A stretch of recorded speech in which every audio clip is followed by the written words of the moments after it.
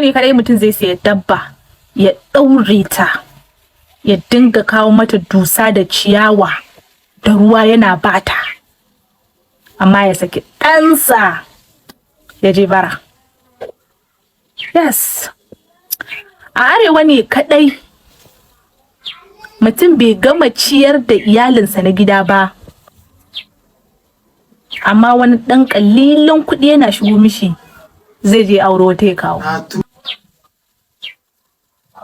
A arewa ne kadai an san cewa ba za ka iya riƙe gidanka ba, baka gama ma riƙe gidanka ba, in ka je neman aure za a baka ya.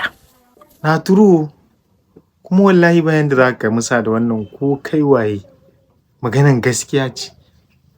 To amma ya za a yi su gane, ya za a gane, ya za a wayar musu da kai? Za su gane kuwa? Za ta canja? Za a canja?